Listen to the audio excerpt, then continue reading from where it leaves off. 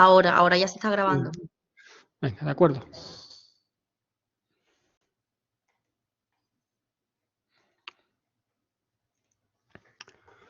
Vale, pues gracias. Bueno, como os decía, vamos a tratar hoy el tema 5, que va a ser un tema bastante arduo, porque os voy a exponer el conjunto de técnicas analíticas que hacemos en el laboratorio de genética forense. Y bueno, ya reconozco que va a ser dura, pero bueno, insisto, iré despacio, me preguntáis lo que queráis para intentar que todos vayamos al mismo tiempo, porque van a ser hoy 2 horas y las próximas semanas otras 2 horas, y es mucha información y intentaré ser lo más claro posible. Mirad, os voy a exponer un caso, esto es un caso real que nos llegó al laboratorio. Transcribo lo que el médico forense relató cuando nos envió la investigación. Ahí lo tenéis, un adolescente de 16 años que al parecer había conocido a un chico hacía 3 o 4 días en tal sitio donde trabajaba de camarero y la llevó a una calle oscura donde comenzaron a besarse. Sugilación en cara lateral derecha cervical. Él quería más y ella se negó y la forzó quitándole la ropa y las bragas e intentó penetrarla sin éxito. Exploración física extragenital, solo la sugilación descrita y a nivel genital no hay lesiones y el IME está íntegro. Niega consumo de alcohol y drogas. Insisto, fue una narración de uno de los casos que nos llegaron hace un tiempo al instituto. Bueno, pues la primera pregunta que os hago, de acuerdo a este caso, ¿qué se os ocurre que investigaríais?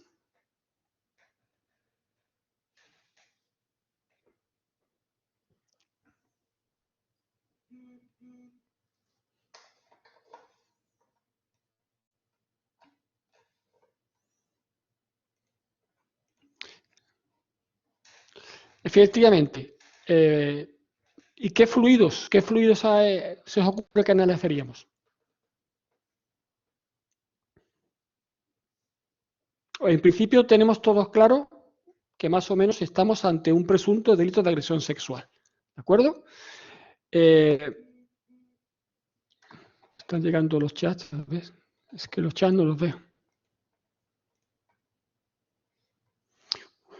Y por tanto estamos ante un presunto delito de agresión sexual, y fijaros lo que dice ya el médico forense, que comenzaron a besarse, sugilación en cara lateral derecha.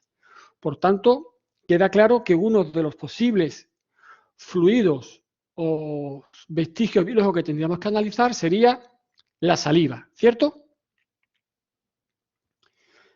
Al tratarse de un caso de agresión sexual, obviamente no podríamos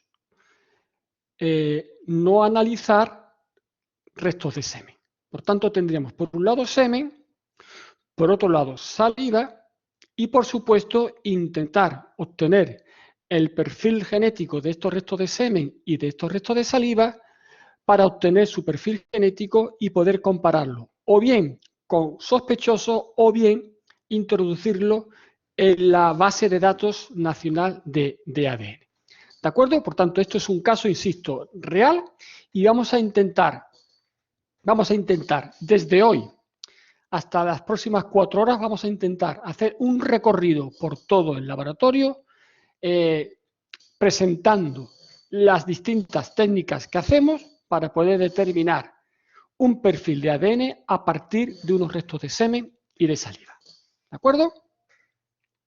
Una pregunta, si dice que la Sí. penetración fue sin éxito y que no se muestran lesiones en las zonas íntimas ni nada, ¿de dónde sacamos el semen? Bueno, eso es lo que dice, vamos a ver, ¿de dónde sacamos el semen? En delitos de agresión sexual, al menos nosotros en el instituto, normalmente siempre analizamos restos de semen. Otra cosa es después que encontremos o no encontremos restos de semen. Pero a priori, como dentro del protocolo, tenemos que analizar semen, porque a veces no sabemos si el relato de la víctima es correcto o no, porque otras veces resulta que la víctima es un menor, o puede ser una discapacitada, o porque la víctima se encontraba bajo efectos de sustancias tóxicas, como por ejemplo el famoso la escopolamina, o se encontraba bajo el efecto del alcohol, ¿de acuerdo? Entonces, por principio, restos de semen y restos de saliva, en este caso restos de saliva sí porque nos piden sugilación, pero no tenemos que obviar el análisis de restos de semen. Insisto, otra cosa es que después cuando tú hagas tus ensayos en el laboratorio, pues concluyas que no se han encontrado restos de semen, pero sí se han encontrado restos de saliva. ¿De acuerdo? Vale, vale, vale. O sea que por defecto siempre en agresión sexual añadimos semen.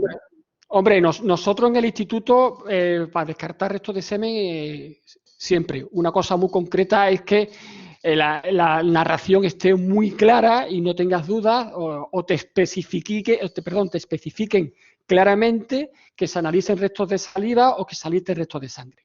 Pero normalmente en una agresión sexual, por protocolo, lo hacemos. Igual que ocurre muchas veces cuando aparece un cadáver, los médicos forenses también por protocolo toman muestras de cavidades para descartar que aparte de un posible asesinato o un homicidio, no descartar que también se haya producido una agresión sexual.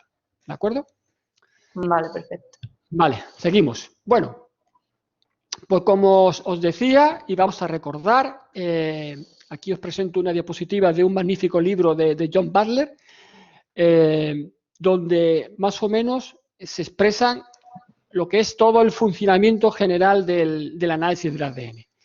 Ya sabéis, ya los hemos repetido hasta la saciedad, que siempre tenemos que comparar una muestra problema con una muestra de referencia y cada una va a llevar una serie de pasos dentro del laboratorio, desde la toma de la muestra hasta la interpretación estadística, exactamente igual con la muestra de referencia, y que posteriormente estas muestras se van a comparar, se comparan los perfiles genéticos y vemos si hay o no exclusión, si hay o no inclusión, y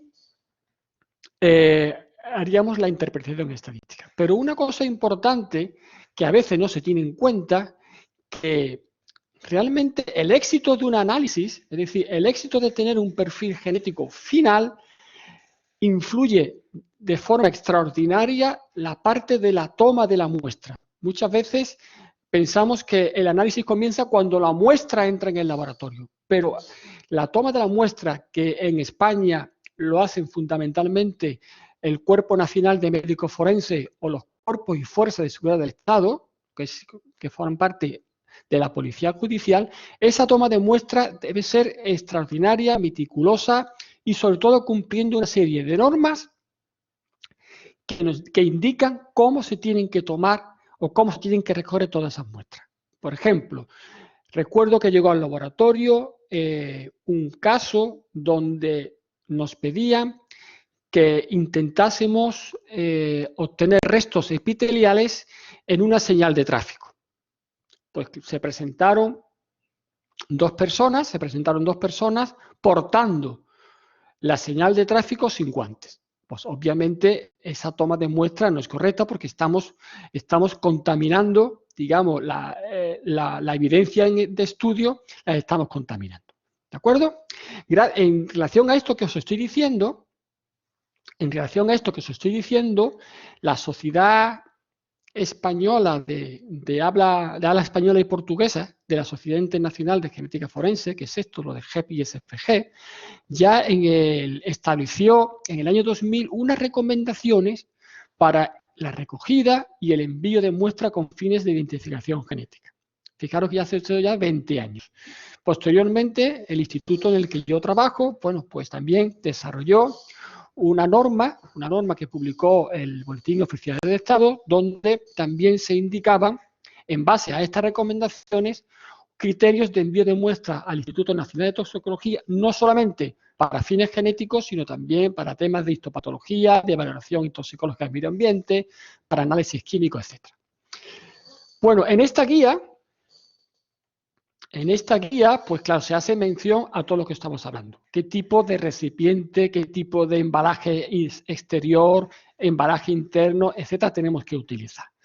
Como decía, en España es Policía Judicial y los médicos forenses, los que son los primeros que van a poner en marcha un proceso analítico. Y por tanto, ya en ese momento es importante que las muestras estén perfectamente identificadas para poder garantizar la cadena de custodia, que estén bien etiquetadas y que se usen los embalajes adecuados. No sé si os suena, porque la hayáis leído, porque ya habéis visto algún programa de televisión, el famoso caso del jugador de fútbol americano O.J. Simpson. No sé si eso suena. ¿Os suena este caso? Vale, a Carmen Martín sí le suena. Bueno, pues al que no le suene, lo digo rápidamente. Fue un caso en el que este famoso jugador de fútbol americano fue imputado de haber asesinado a su mujer. Sin embargo, o sea, todas las pruebas genéticas o todas las pruebas indiciarias iban encaminadas a que efectivamente restos de este señor estaban por todos lados y en principio fue el principal culpable. Pero sin embargo, la defensa de O.J. Simpson pues argumentó una serie de hechos que, digamos, pusieron en duda toda la cadena de custodia, toda la toma de muestras y finalmente quedó absuelto de la acusación por la que fue llevada a juicio. Fijaros que es muy importante lo que os estoy diciendo. De hecho, ya en cualquier laboratorio de genética forense existen sistemas de gestión de muestras que van a llevar un control informático donde va a quedar perfectamente detallado e identificado y, por supuesto, ¿cómo os diría? Y registrado en el tiempo de todo lo que una muestra va a sufrir, entre comillas, dentro de todo lo que es el proceso de análisis. Aquí os presento una serie de indicios biológicos, ¿vale? Y lo que normalmente se suele enviar. Ahí tenéis, en el caso de sangre, pues obviamente nos mandan sangre líquida o bien sangre seca en distintos soportes. Cuando os digo distintos soportes, tenéis que pensar pues de que venga en un cuchillo, en un palo, en un machete, en una piedra, en una hoja, en un trozo de cristal, en unos hisopos que se han recogido de la zona del lugar de los hechos, etcétera, etcétera. ¿Vale? Muchas veces la policía judicial, cuando va a la escena de un crimen y ve sangre por muchas zonas, pues van cogiendo hisopos. Ya sabéis lo que es un hisopo, es una especie de bastoncillo alargado, digamos, que lo recogen en esos hisopos y lo mandan al laboratorio. Con respecto al semen, pues también tenéis aquí una serie de evidencias en las que nos suelen mandar, los mismos hisopos que se han tomado a las víctimas de agresiones sexuales, nos pueden mandar preservativos, nos pueden mandar ropas o cualquier otro tipo de soporte. De hecho, una vez nos llegó al laboratorio un teclado de ordenador para que analizáramos la presencia de restos de semen. No preguntarme el por qué no lo mandaron, pero efectivamente eso llegó al laboratorio. Con respecto a saliva, ahí tenéis también prácticamente las mismas formas de enviar estos restos biológicos, muy parecido al semen. Con respecto a los huesos, pues normalmente preferimos hueso largo y molares, pero cuando no hay hueso largo y molares, pues nos mandan cualquier tipo de hueso. Preferimos que venga el hueso que venga seco, pero a veces la verdad es que vienen putrefactos, vienen con tejido adherido en descomposición y a veces el procesado previo de los huesos es bastante desagradable por el fuerte olor que tiene. Con respecto a los pelos, lo ideal sería que nos mandaran los pelos con unas raíces preciosas, pero la realidad es que muchas veces los pelos que nos llegan, la raíz del pelo, como decía el otro día, está muy degradada, están en fase telógena y solamente nos queda como opción de análisis el ADN mitocondrial. Y aquí y músculos y órganos que también son a veces los que nos mandan para identificar. Muchas veces cuando hay un cadáver y está reciente y se hace la autopsia y está todavía el cadáver sin descomponerse, pues muchas veces nos mandan el músculo psoas o algún músculo cardíaco para que a partir de ahí obtengamos un perfil genético para una posible identificación del cadáver. ¿De acuerdo? ¿Hasta aquí alguna duda? No. Vale, de acuerdo, pues seguimos. Bueno, una vez que ya estamos en el laboratorio, donde ya insisto, y es verdad que afortunadamente que tanto los médicos forenses como las fuerzas y cuerpos de Estado en su vertiente policía judicial realmente son muy buenos tomando las muestras. Después, una vez que las muestras llegan al laboratorio, también nosotros tenemos que tener una serie de precauciones antes de ponernos a analizar la muestra. Ahí tenéis, digamos, en esta diapositiva lo que lo he llamado como el tratamiento previo, donde tenemos que hacer una primera adecuación. Imaginad que llega, que nos llegó una vez, por ejemplo, una camisa de una persona donde viene empapada en restos de sangre, porque esa persona ha sufrido una serie de puñaladas, ¿no? Entonces, esa sangre que viene húmeda, pues obviamente es interesante primero dejarla secar antes de pasar a lo que es su conservación y almacenamiento. También hay que fijar tejidos si es necesario, un empaquetado si lo es necesario y también facilitar la transpiración. ¿De acuerdo? Con respecto a la manipulación de las muestras, pues obviamente aquí tenéis una serie de procedimientos básicos, esenciales, que ya cualquier laboratorio de genética realiza, ¿no? Ya un poco era lo que íbamos a enseñar in situ si hubiésemos estado en el laboratorio haciendo la EPD de polimorfismo de ADN. Es importante trabajar con superficies amplias y limpias, cuando sea necesario utilizar campanas de extracción, por supuesto que el operario esté perfectamente vestido con sus mascarillas, con sus gafas protectoras, por batas desechables, etc. Y por supuesto siempre facilitando la transpiración de las muestras. Y finalmente, en aquellas muestras o evidencias que sí requieran una conservación especial, pues obviamente también hay que tener en consideración. Por ejemplo, si nos llega un músculo no podemos dejarlo a temperatura ambiente o tenerlo en la nevera, porque tanto a temperatura ambiente como en nevera, cuando pasen los días, el tejido, el músculo se irá descomponiendo, empezará a oler y se producirá una degradación total del ADN y será prácticamente una muestra inservible para su análisis de ADN. Por tanto, esa muestra va a requerir una congelación. Normalmente congelamos a menos 20 grados. Si nos llega, por ejemplo, una sangre seca o que nosotros hemos secado, como veremos posteriormente, en unos papeles de celulosa especiales, se pueden conservar a temperatura ambiente, exactamente igual que, por ejemplo, un pelo. Un hueso que esté limpio, que venga seco, pues también se puede almacenar a temperatura ambiente.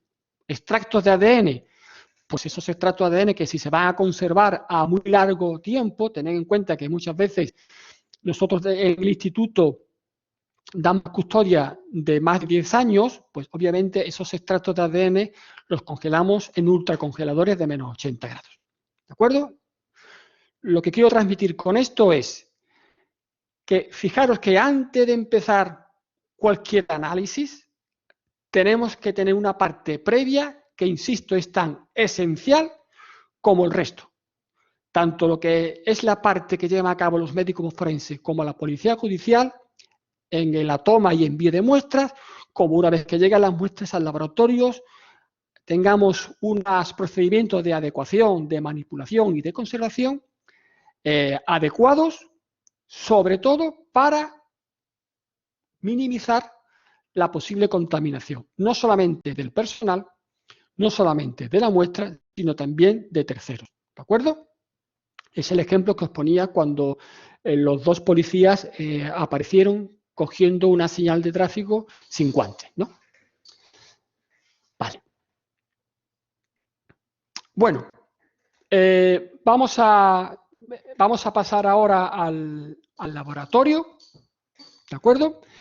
Y vamos a empezar, os voy a mostrar la serie de técnicas que hacemos en el laboratorio hasta llegar al perfil genético. Lo primero que hacemos en el laboratorio, una vez que las muestras han llegado, se han adecuado, conservado de forma correcta, esas muestras se describen en unas hojas de laboratorio y en aquellas muestras que sean necesarias, pues se hacen una pequeña serie de recortes.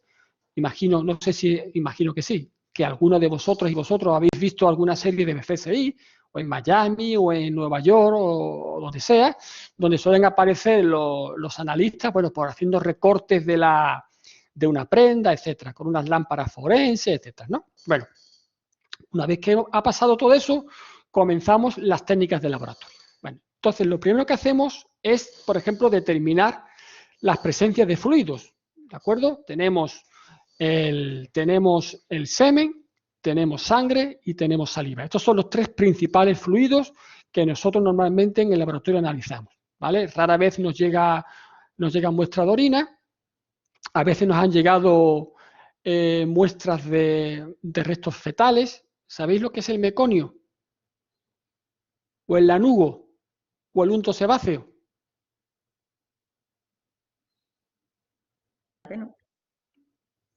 ¿Perdón? Eso es. Bueno, sí, Ana ha definido bien. El meconio es las primeras heces que, como dice, que expulsa el recién nacido, como dice Ana. El lanugo son los primeros pelos que tiene el feto, ¿no? Y el unto sebáceo es como esa sustancia aceitosa que recubre al bebé, ¿no? Entonces, muchas veces si se ha producido algún tipo de aborto y nos han mandado, por ejemplo, la toalla donde posiblemente ha podido estar ese aborto, pues buscamos ese tipo de indicios. Buscamos meconio, buscamos unto sebáceo, buscamos lanugo, ¿de acuerdo? Pero ya os digo, esos son casos muy, muy raros que nos lleguen al laboratorio. Lo fundamental, y para que vosotros os hagáis una idea, semen, sangre y saliva. Entonces, lo primero que hacemos, son una serie de pruebas, como dice aquí en la diapositiva, que son pruebas orientativas que están encaminadas a determinar la naturaleza de la muestra. Con respecto al semen, hay un montón de opciones, ¿de acuerdo? Yo aquí os presento dos.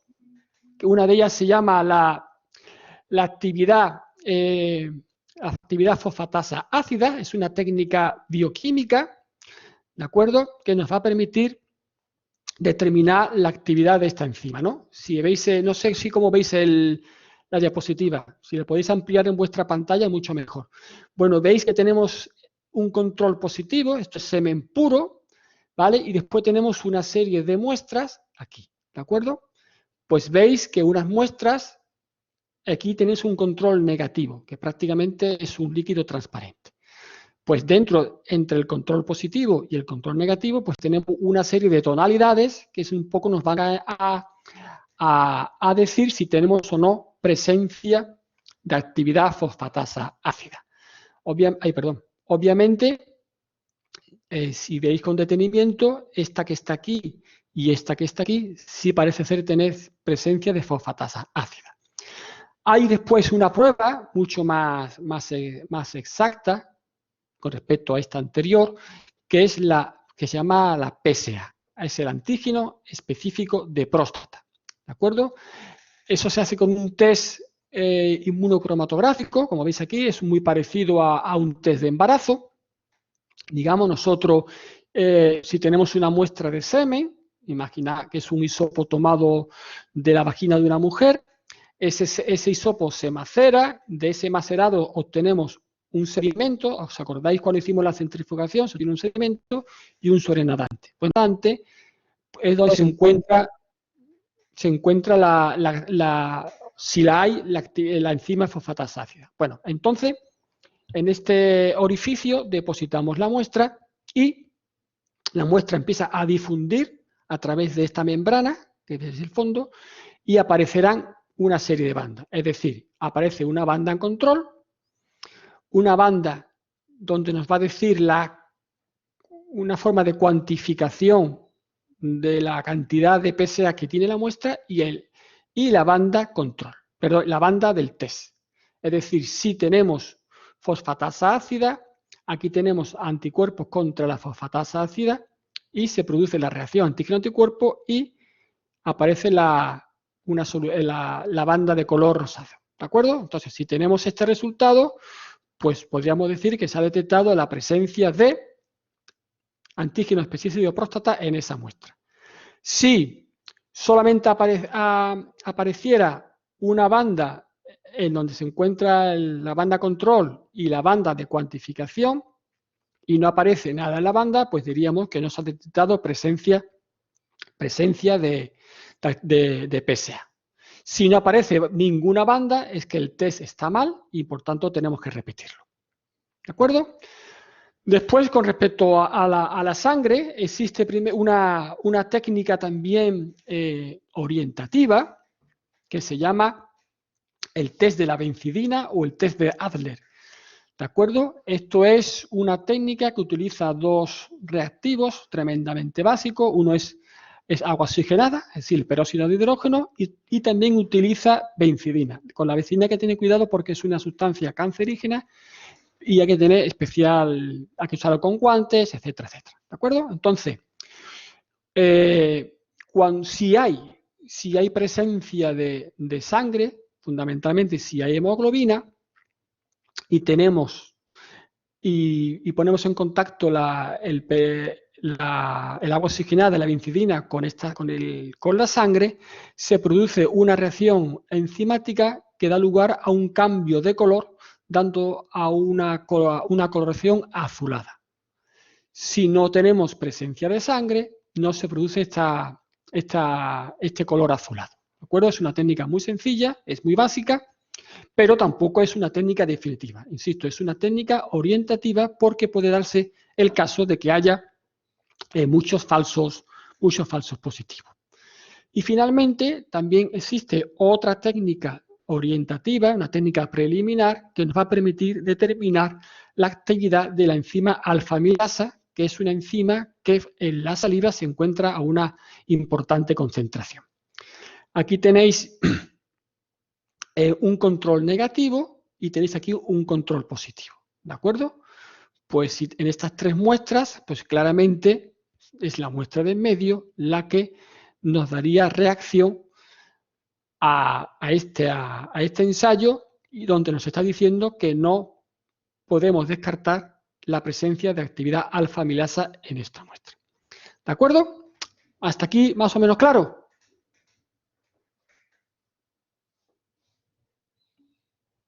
Vale.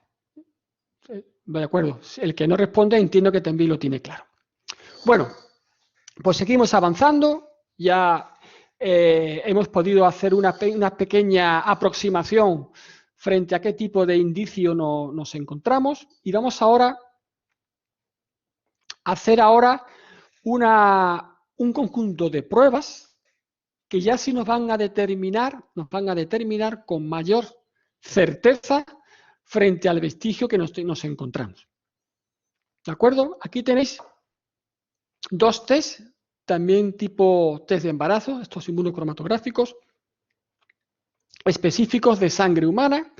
El primero se llama OPTI y es muy parecido al anterior. Es decir, tú aquí depositas la muestra con esos restos de sangre y la va a difundir por la membrana y tendrás una banda control y una banda test, donde está el test. Si te aparece la banda del test, pues podemos decir que tenemos presencia de sangre humana. Ya en este caso estamos definiendo que tenemos sangre humana.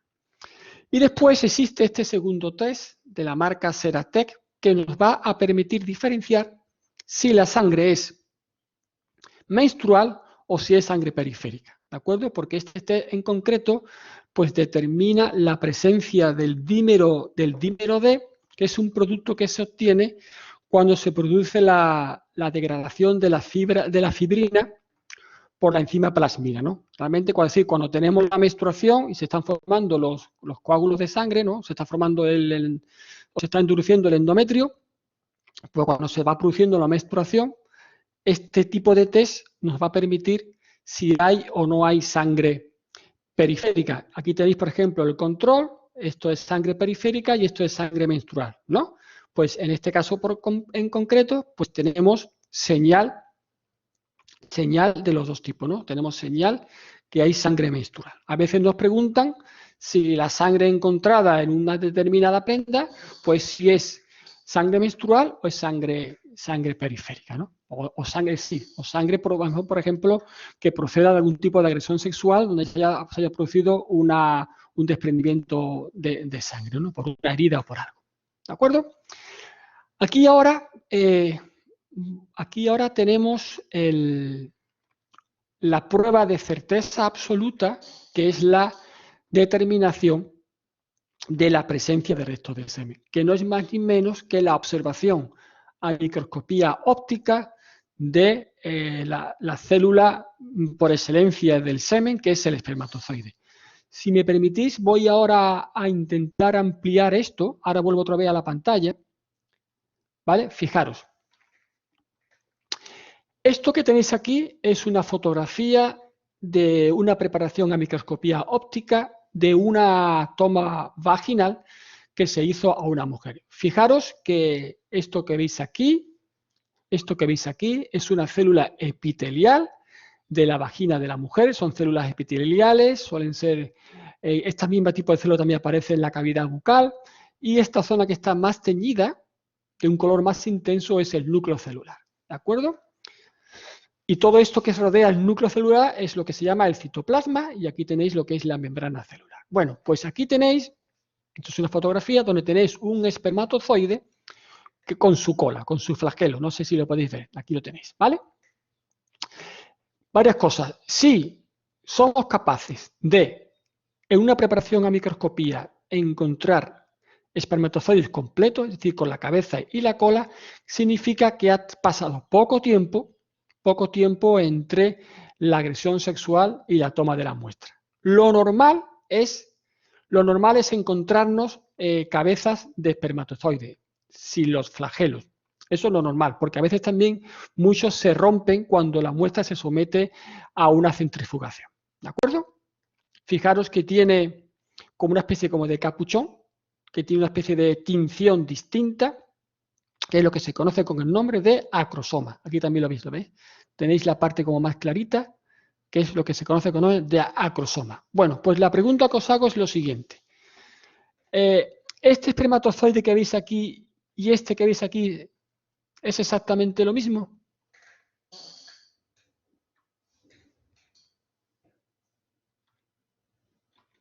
¿Es exactamente lo mismo? ¿Este que veis aquí y estos dos? Venga, alguien que se anime.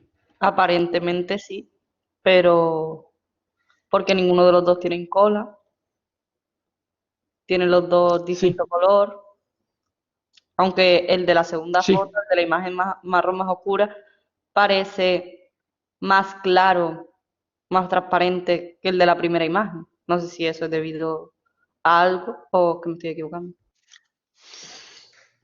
Bueno, la compañera ha visto cierta diferencia. ¿Alguien más que se atreva a dar una opinión?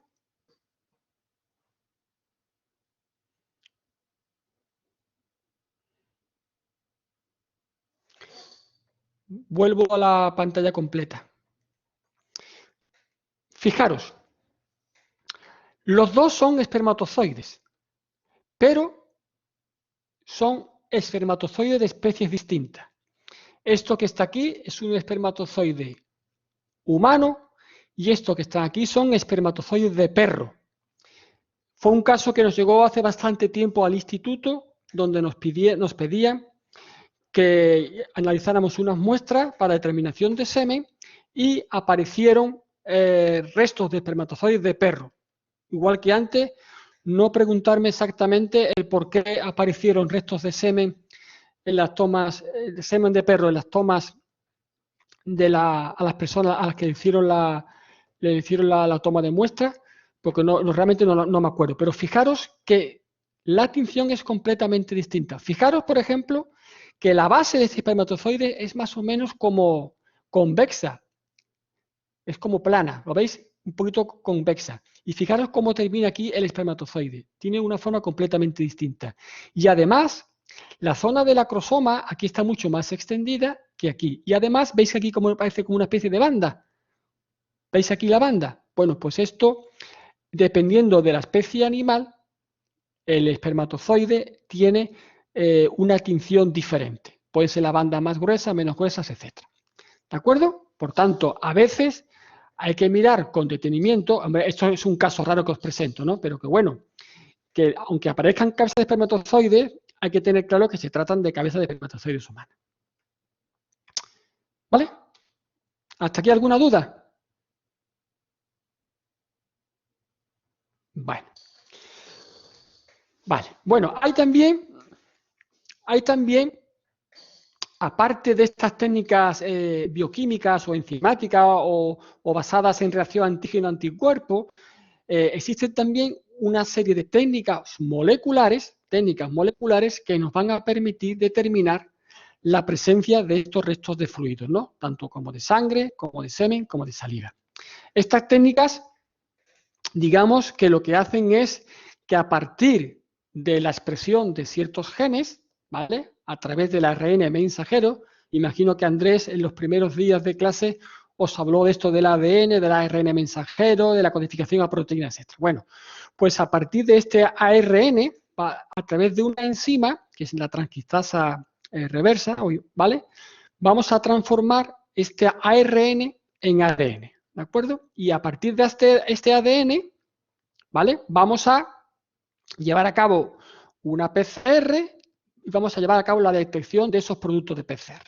Y nos van a permitir determinar una serie de marcadores, aquí los tenéis, son mucho más, pero aquí los tenéis algunos ejemplos que nos permiten determinar presencia de sangre, presencia de semen o presencia de saliva.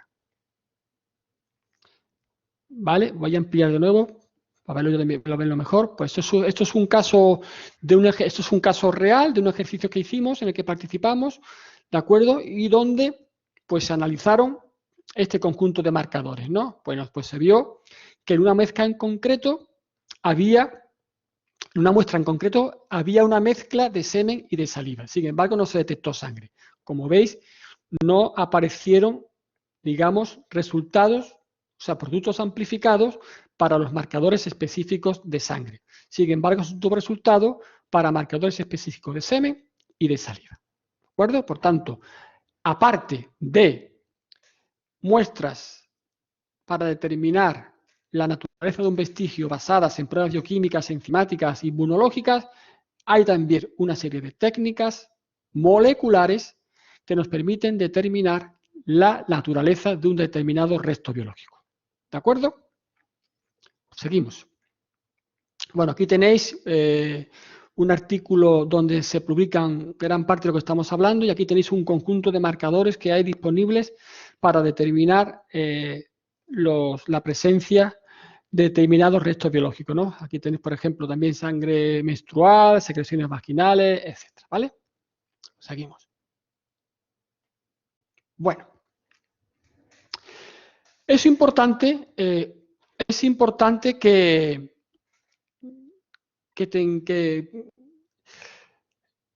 tengáis claro cómo se empieza a trabajar a partir de ahora. Es decir, hasta ahora hemos hecho la parte, digamos, pre-ADN, que es un poco determinar la naturaleza de un vestigio biológico.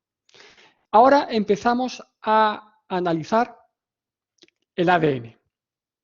Y cuando se trabaja con ADN es importante tener áreas de trabajo separadas. Esto no es un capricho de un laboratorio concreto, sino que estos son recomendaciones internacionales donde establecen que tiene que haber una separación entre una zona de extracción del ADN, una zona donde se va a hacer la PCR, otra zona donde se va a llevar a cabo la amplificación y una zona donde se va a llevar a cabo la post-PCR y la secuenciación. Esta parte de aquí sería donde llevaremos a cabo la electroforesis, las técnicas electroforésicas para la determinación de los fragmentos de ADN, los alelos, etcétera, ¿no? O en el caso del mitocondrial, conocer su secuenciación. Con respecto a la primera zona, a la zona de extracción, también nos recomiendan que existan una zona separada donde se analicen preferentemente las muestras de referencia, otra zona donde se analicen los restos biológicos, es decir, el conjunto mayoritario de muestras que llegan al laboratorio, y después un laboratorio aún más especial con acceso súper restringido donde se van a procesar muestras mínimas. ¿Y qué se entiende por muestras mínimas? Pues son muestras que a priori el rendimiento de ADN que vamos a tener de ella es muy bajo, del orden de los picogramos. Y por tanto, si son muestras con poca cantidad de ADN, son más propensas a la contaminación y por tanto se tienen que tratar de forma aislada. Con respecto a la zona de PCR, ¿de acuerdo? Pues allí fundamentalmente pues, se van a analizar los STRs, ya sabéis que son las repeticiones en tándem, de fragmentos cortos, se vaya a cabo también reacciones de secuenciación o reacciones de mini secuenciación. ¿De acuerdo? Bueno, pues esto que os marco aquí son puntos críticos donde se puede producir con mayor frecuencia la contaminación. Contaminación entre una muestra con otra o contaminación entre el operario y las muestras con las que está trabajando. Y por tanto, aquí hay que trabajar con muchos esmeros, muy concentrados y sabiendo muy bien lo que se está haciendo. Porque en el caso de la extracción, si aquí comete algún error en la manipulación de la muestra, fijaros que lo que aquí contaminemos se va a reflejar al final cuando lleguemos al resultado final, cuando tengamos el perfil genético de ADN. Que podemos encontrarnos con un perfil mezcla, podemos encontrarnos con un perfil que no tiene nada que ver con la muestra inicial que procesamos. Y todo eso fruto de la contaminación por una mala manipulación del operario. ¿De acuerdo? ¿Hasta aquí todo claro? Vale, si nadie responde que lo estáis entendiendo. Vale, vale. Bueno, pues vamos a comenzar ahora a empezar a analizar el ADN desde su extracción hasta que veamos dentro de el último día de clase del tema 5, pues veremos la parte de PCR, de electroforesis, de análisis de picos, etcétera, etcétera. ¿De acuerdo? Bueno, vamos a comenzar con la extracción del ADN.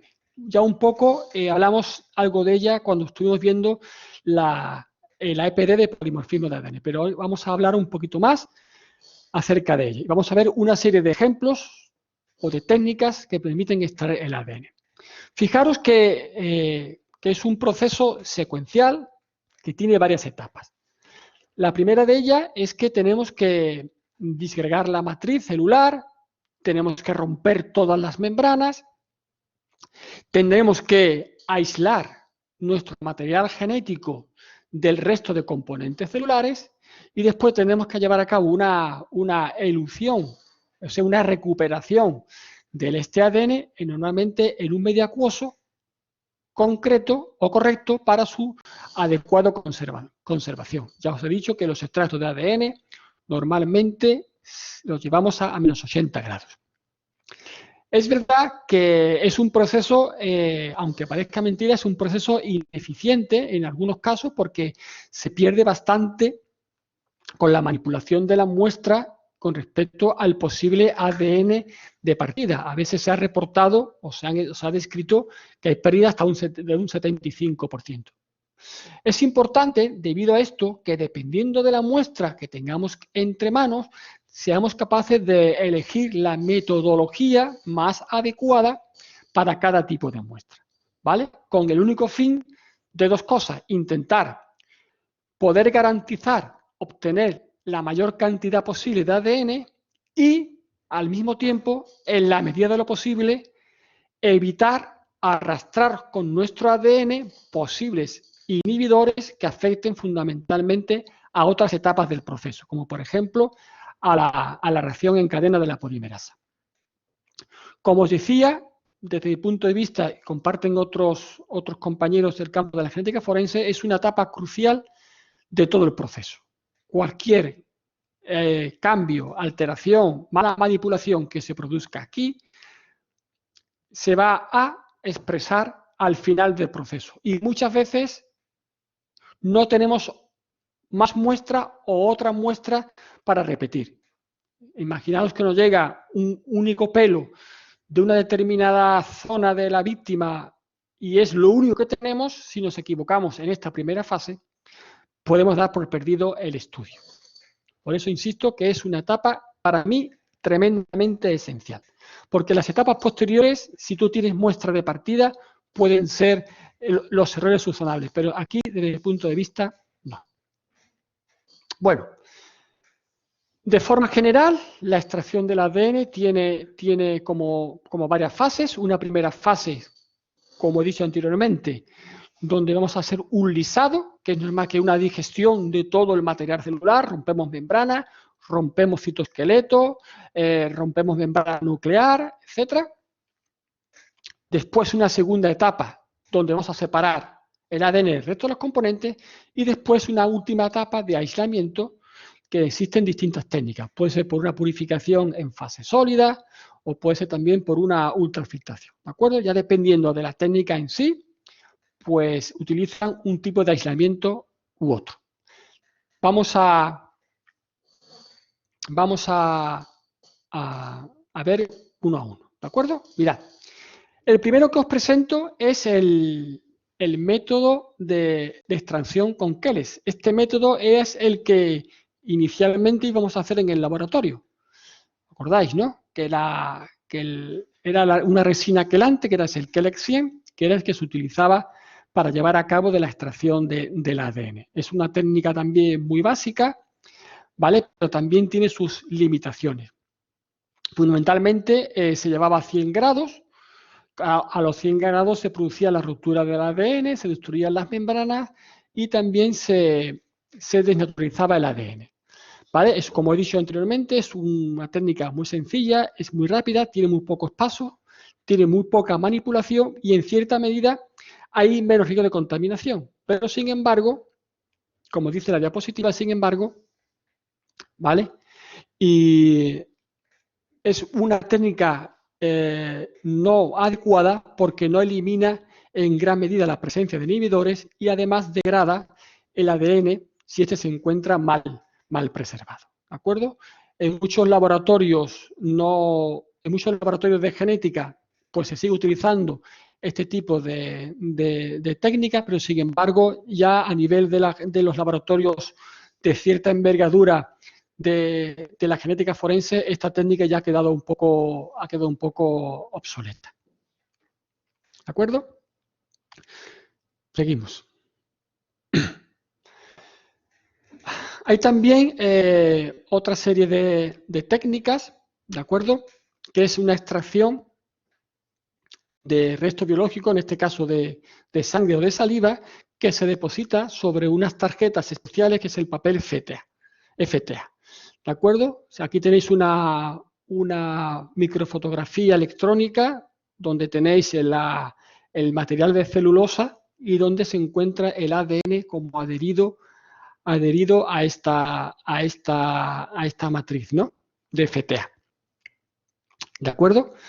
El ADN depositado en esta tarjeta FTA, conservadas a temperatura ambiente, en principio puede durar años, ¿vale? Porque adquiere bastante estabilidad. Después hay una serie de técnicas para llevar a cabo la obtención del ADN de estas tarjetas, ¿no? Aquí tenéis, voy a poner la diapositiva porque creo que está muy chica la letra para vosotros, para que la veáis más grande, ¿no? ¿De acuerdo? Primero ahí, aquí veis, tenéis un lisado de la célula, a ver, después lleva un proceso de purificación, un proceso con varios lavados y después se lleva la elución, ¿de acuerdo? Y obteniéndose ya el ADN de la muestra, ¿de acuerdo? Muchas veces la Guardia Civil, por ejemplo, cuando nos envía muestras de algún detenido sospechoso, ellos ya tienen también unos dispositivos de tarjeta FTA para muestras de salida, ¿vale? Insisto, es una buena Es una buena forma de conservar la muestra porque como ya os digo, se mantiene muy estable a lo largo del tiempo. ¿De acuerdo? Bueno, seguimos. Seguimos. ¿Hasta aquí todo claro? Vale. Sí. Bueno, esta es otra técnica. Esta sí se usa con cierta frecuencia en los laboratorios de genética forense, que es la extracción con fenolcloroformo. Para mí, posiblemente sea de las técnicas de extracción más potentes en la que, digamos, se puede garantizar obtener los mejores resultados. Por el contrario, es una técnica que tiene una serie de dificultades que es como os lo represento en color rojo, ¿no? Bueno, el fenolcloroformo, obviamente, antes de extraer con fenolcloroformo tenemos que llevar a cabo la digestión de la muestra, ¿de acuerdo? Es decir, tenemos que hacer ese lisado, tenemos que hacer esa ruptura de todo lo que es el material celular y ahora vamos a separar, que es donde entra el fenolcloroformo isomílico, vamos a separar nuestro ADN de ese pool, de ese pool celular, ¿no? Como dice la diapositiva, el ADN es una molécula con carga negativa y es muy soluble en agua y poco en fenol. Entonces, cuando ponemos en contacto el fenol con ese digerido, se forma una especie de emulsión blanquecina y cuando centrifugamos, ¿qué estamos haciendo? Que el fenol va a arrastrar hacia abajo todo lo que son las proteínas, los lípidos, etcétera, ¿no? Va a arrastrar hacia abajo prácticamente todo y en la parte superior, como veis aquí en la fotografía, en la parte superior, que es como una fase acuosa, se va a encontrar nuestro ADN. ¿De acuerdo? Es decir, gracias a esta fenolización, a esta centrifugación, el fenol va a arrastrar hacia abajo parte de ese pool celular que teníamos en el digerido, quedándonos en la parte superior, que es una fase acuosa, vamos a tener nuestro ADN, ¿vale? Como yo os decía, tiene sus inconvenientes o limitaciones. Es una técnica que requiere mucha manipulación, ¿de acuerdo? Mucha manipulación. Y el fenolcloroformo, pues el isomílico, pues son, sobre todo el fenol, son sustancias muy tóxicas, de alta toxicidad, y que, claro, requiere trabajar en unas campanas potentes que permitan la expulsión del fenol y, sobre todo, después la generación de residuos que provoca, ¿no? Nosotros ya prácticamente queda reducido la técnica de extracción con fenolcloroformo a restos óseos y, claro, todo el material fenólico que se va generando lo tenemos que meter en unos recipientes especiales que posteriormente son por un procedimiento de gestión de residuos, viene una empresa y se los lleva y le hacen su tratamiento correcto de destrucción, ¿no? ¿De acuerdo? Insisto, es una técnica potente, da buenos rendimientos de ADN, pero tiene el inconveniente de que genera una alta toxicidad, genera mucha manipulación de la muestra y, por tanto, como dice también la diapositiva, cuanto más se manipule, más riesgo de contaminación tenemos. Finalmente, cuando extraemos con fenolcloroformo, pues utilizamos una técnica de ultrafiltración en unas membranas, ¿no? Aquí tenéis lo que se llaman amicones. Esto normalmente, si estuviéramos en clase, os lo llevaría yo físicamente para que lo vierais. Tenemos aquí amicones de 0,5 mililitros y amicones de 15 mililitros. Son exactamente igual, lo que diferencia es el volumen que podemos introducir en estos recipientes. ¿Qué hacemos con esto? Pues ahora lo que vamos a hacer es el volumen que recuperamos de esta fase acuosa, que aproximadamente suele ser o ronda los 500 microlitros, vamos a pasarlo por estas unidades de filtración. Vuelvo a irme a pantalla grande. Vamos a irnos a estas unidades de filtración porque veis que tenemos una especie como de tubo, un reservorio exterior, y dentro tenemos otro tubo que en la parte inferior aparece o viene preparado como una especie como de filtro o como de malla o con un tamaño de poro que es mucho más pequeño que lo que ocupa una molécula de ADN. Entonces, ¿qué ocurre? Cuando nosotros el volumen de esa fase acuosa que hemos recuperado del tubo donde se ha llevado a cabo la extracción con fenol, lo echamos dentro de este reservorio interno o interior. ¿Vale?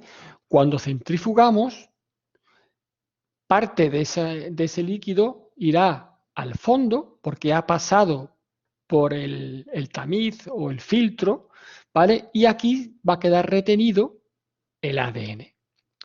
Posteriormente le damos la vuelta al reservorio interior y al centrifugar vamos a recuperar el ADN concentrado y purificado. ¿De acuerdo? Exactamente haríamos lo mismo con este tubo de aquí. ¿De acuerdo? Nosotros ahora los amicones ultra los utilizamos fundamentalmente cuando trabajamos con huesos porque trabajamos normalmente con 15 mililitros de volumen. ¿De acuerdo? Bueno, pues si queréis paramos 5 minutos. ¿Tenéis ahora alguna duda? ¿Hasta ahora? No, a mí se me ha quedado atrás solo lo de las fases del ADN, que las había copiado para prepararme unos apuntes así más esquematizados ¿Qué y fase se me quedaron atrás. la Las fase del fases ADN? ¿Qué fase? de la extracción del ADN, perdón. ¿Esto de aquí? Eso de ahí sí. Bueno, pues vean, lo repito rápidamente. Fijaros, la fase de extracción, o sea, la extracción de ADN tiene varias fases, ¿vale? Una que es primero, que es la disrupción celular, es decir, tenemos que romper la célula por completo para acceder a nuestro ADN. Se utilizan una serie de proteínas y una serie de detergentes, ¿de acuerdo? Son detergentes porque tienen que romper los fosfolípidos de la membrana y eso se lleva a cabo durante una serie de horas a una temperatura, normalmente son 56 grados, y se va produciendo esa rotura, es decir, la proteinasa va rompiendo o degradando las proteínas y el detergente va descomponiendo o destruyendo los lípidos. Y todo lo que es el componente proteico y lipídico de la célula. Esa sería la primera fase. Segundo, tenemos la fase de separación del ADN, que es, vamos a, como bien dice la palabra, vamos a separar lo que es nuestro ADN de todo eso, detritos celulares que tenemos ahora, todo lo que se ha roto durante la fase de disrupción celular. Hemos visto el ejemplo de el fenol cloroformo. Hemos utilizado el fenol para separar el ADN del resto de componentes. Y finalmente la fase de aislamiento, que es vamos a recuperar nuestro ADN. Y existen varias formas, ya veremos algunas. Una es purificación en fase sólida, que veremos ahora, y os he enseñado una de la ultrafiltración, donde utilizamos una serie de filtros con un tamaño de poro muy pequeñito, ¿vale? Que nos permiten separar o concentrar, bueno, perdón, separar no, allá recuperar y concentrar ese ADN que hemos separado en la fase anterior. No sé si te ha quedado claro. Perfecto. Vale, de acuerdo. Bueno, pues son ya casi menos 20, paramos 5 minutos, ¿de acuerdo? Y volvemos enseguida, ¿de acuerdo? Son 37, pues nos vemos a 42 o 43, ¿de acuerdo? Vale, podéis ir a beber agua o... Vale.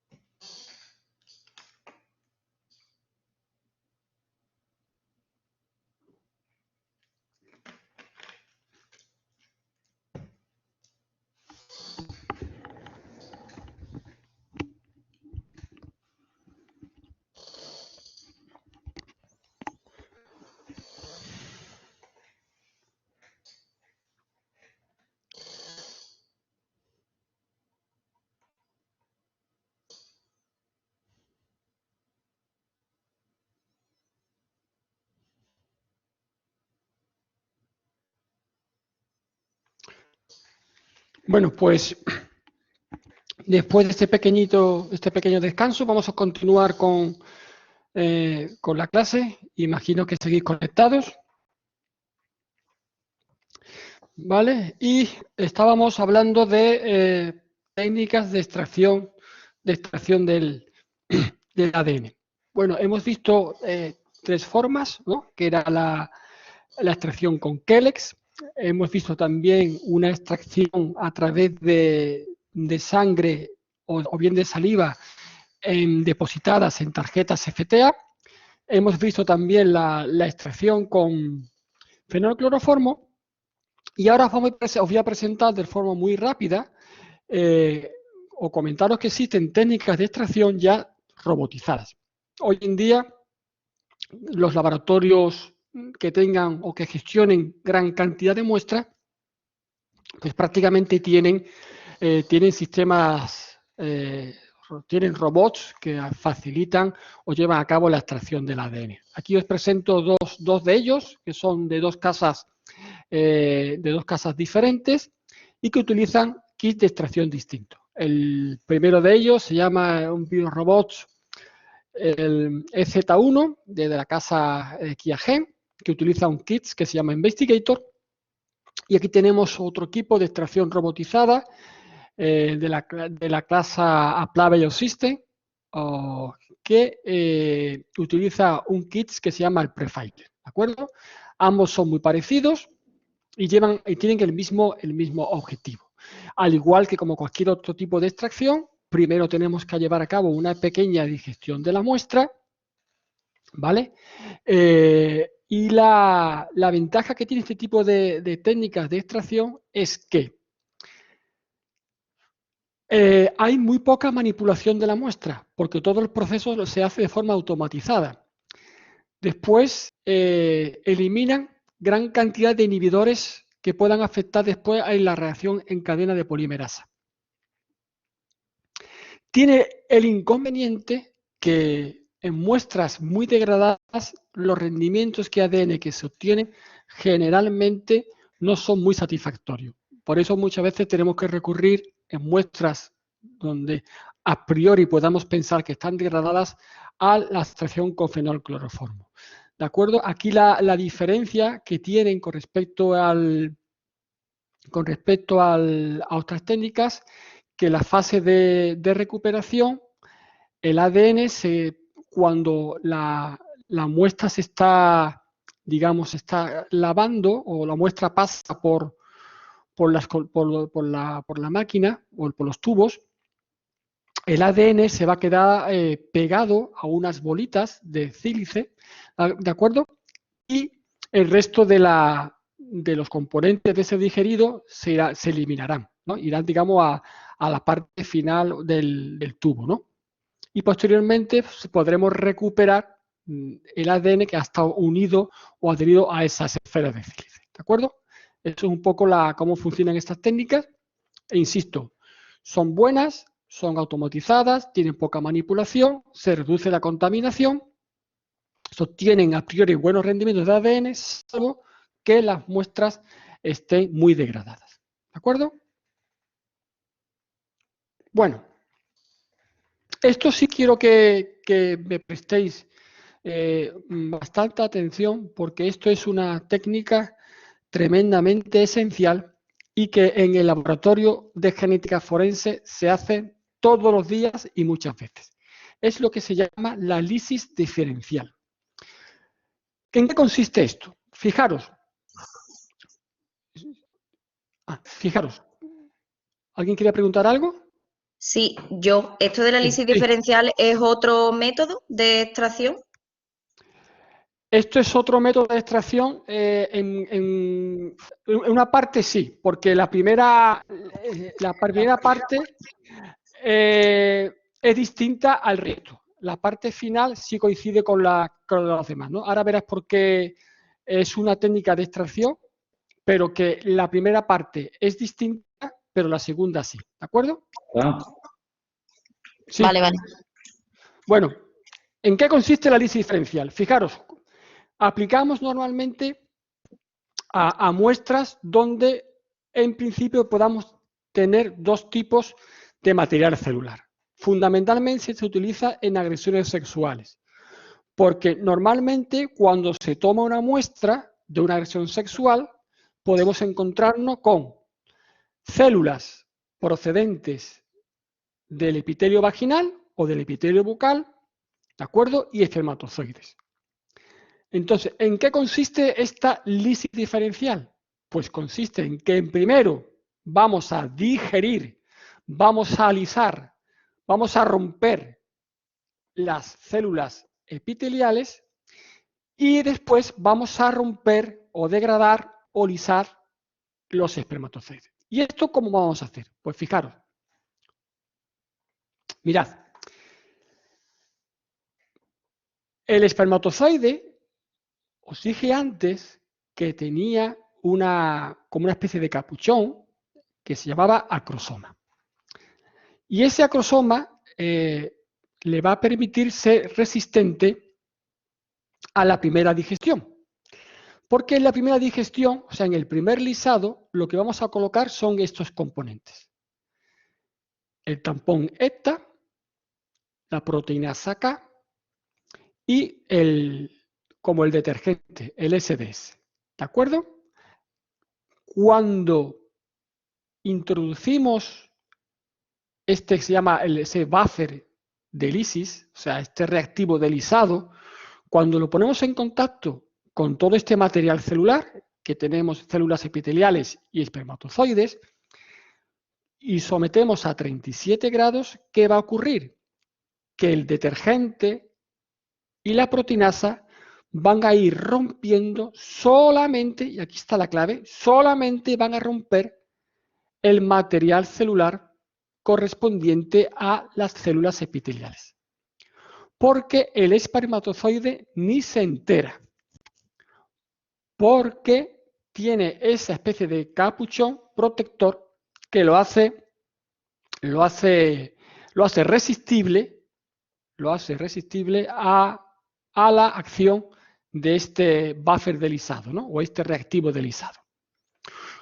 Una vez que han pasado el tiempo de incubación a 37 grados, vamos a centrifugar de tal forma que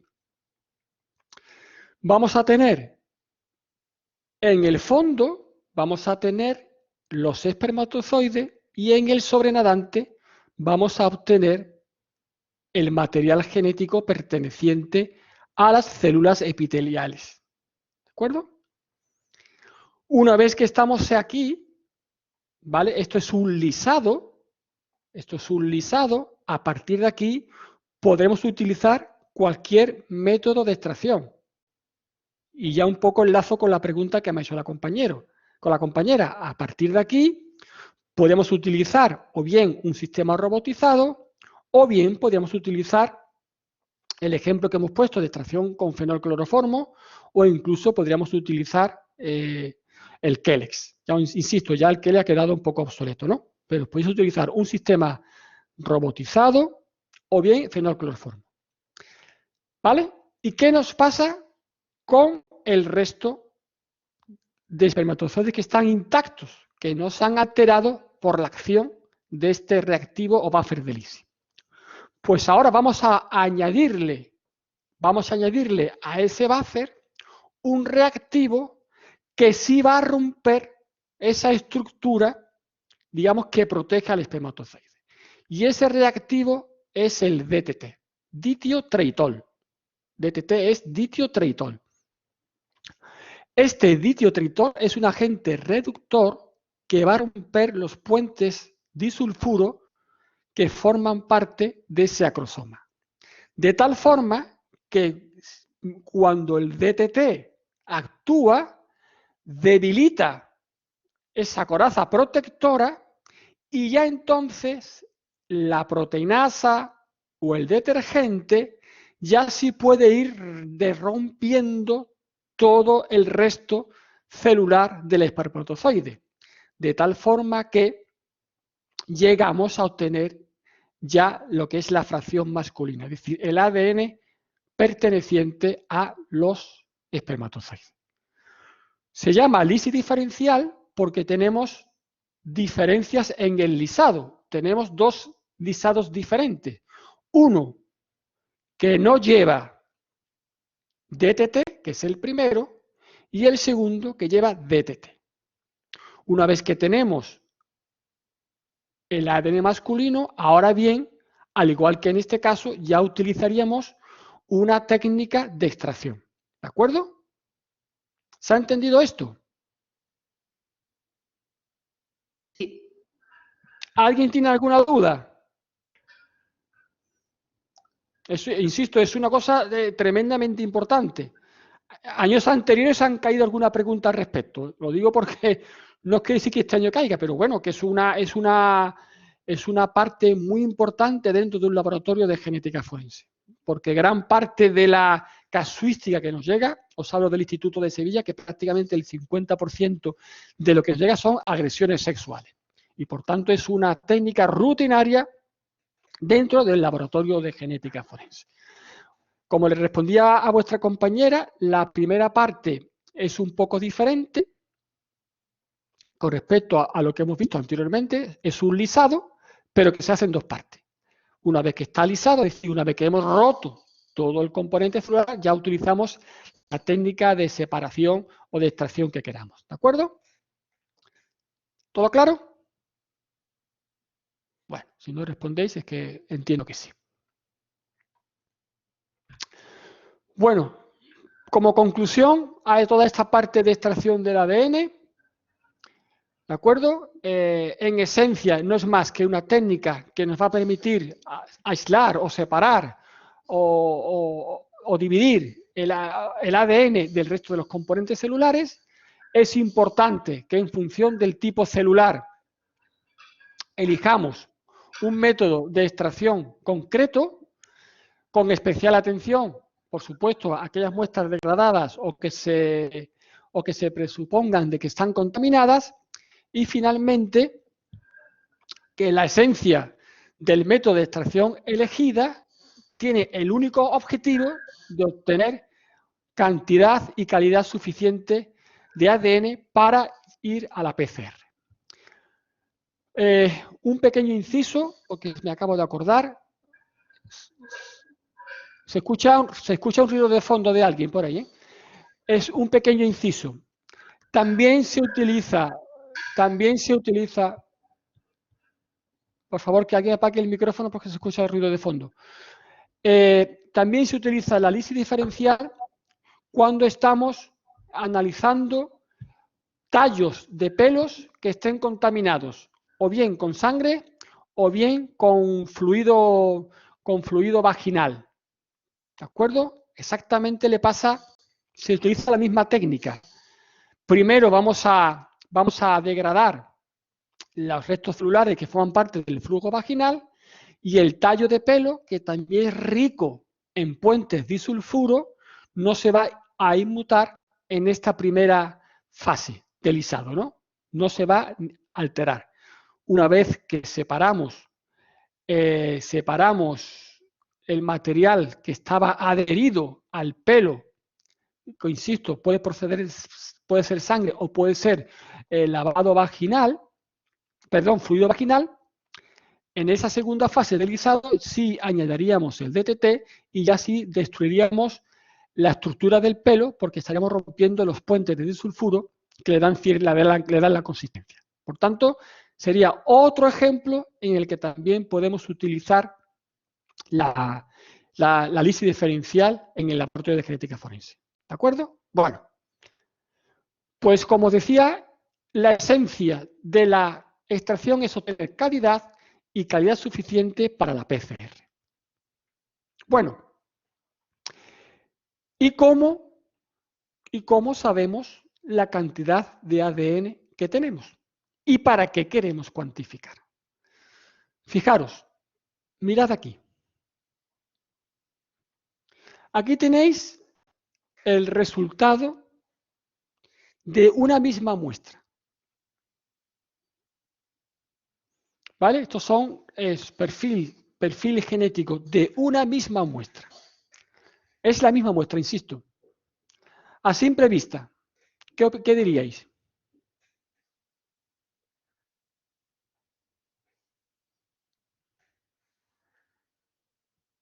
Venga, alguien que se atreva.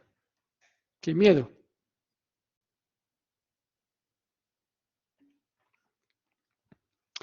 ¿Hay discordancias? ¿A qué te refieres, Ana?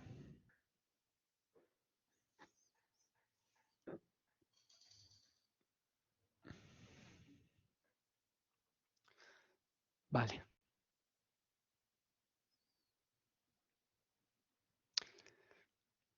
Venga, alguien que se anime.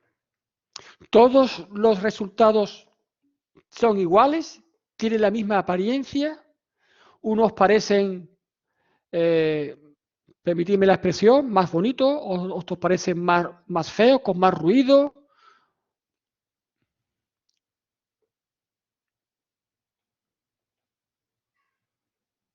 Venga.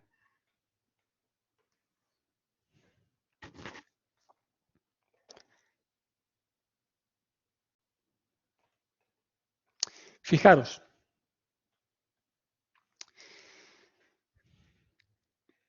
Esta muestra se ha amplificado, se ha hecho una PCR y se ha hecho una electroforesis. Y se ha obtenido estos resultados. Pero fijaros la diferencia que hay entre un electroferograma, que se llama cada uno de estos gráficos, fijaros la diferencia que hay en función de la cantidad de ADN que yo he obtenido después de hacer la extracción, ¿no? Fijaros que cuando tengo casi 3 nanogramos, que es bastante ADN, se están produciendo como una serie de picos extra, ¿lo veis? ¿Lo veis aquí? Que están marcados en línea roja.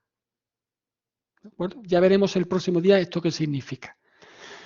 Sin embargo, cuando me voy a cantidades muy pequeñas, fijaros, 0,045 nanogramos, ya estoy perdiendo alelos. ¿Lo veis? Fijaros, aquí en principio sería un 12, 18.3, que ya aquí no lo está detectando el equipo. ¿De acuerdo? A medida que vamos bajando en la cantidad de ADN que yo introduzco en la PCR, vamos viendo que aparecen unos electroferogramas pues más limpios, donde aparecen todos los alelos, donde no hay ruido de fondo, donde no se ve que hay pérdida alélica. Pues esto es en esencia, ¿para qué nos sirve cuantificar? Si os acordáis cuando hablamos de la EPD de polimorfismo, os decía, tenemos varias fases dentro del laboratorio. Hay una fase de cuantificación que yo decía, para esta práctica en concreto no es necesario porque, bueno, vamos a partir de una buena cantidad de ADN y que la PCR la va a soportar sin ningún tipo de problema. Pero tenéis que pensar que muchas veces lo que nos llega al laboratorio son muestras que en principio pueden tener poca cantidad de ADN. Por tanto, tenemos que intentar conseguir una cantidad óptima de ADN que nos garantice que nuestros electroferogramas tengan la mejor calidad posible. Que no tengamos pérdidas alélicas o que no tengamos, como en estos dos primeros casos, como una sobresaturación, como un exceso de señal, ¿vale? Que es lo que está reflejando estas líneas rojas. Esto ya lo veremos el próximo día, ¿de acuerdo? Este es el principal objetivo de la cuantificación. Intentar ajustar la cantidad de ADN óptima para que la PCR se lleve a cabo en condiciones óptimas. ¿De acuerdo? ¿Qué pasa? ¿Qué pasa si cuando yo extraigo el ADN de una muestra y tengo mucha cantidad de ADN? Es decir, cuando yo he cuantificado, tengo mucha cantidad, mucho más de lo que la PCR, digamos, admite. Pequeño inciso. Normalmente en los kits actuales que usamos en el laboratorio, normalmente las casas comerciales recomiendan en torno entre un 0,5, 0,7 o 1 nanogramo. ¿De acuerdo? Digamos, esas son las cantidades óptimas que recomiendan los laboratorios. Imaginad que yo he extraído una muestra y tengo 10 nanogramos. Pues entonces, ¿qué tendría que hacer?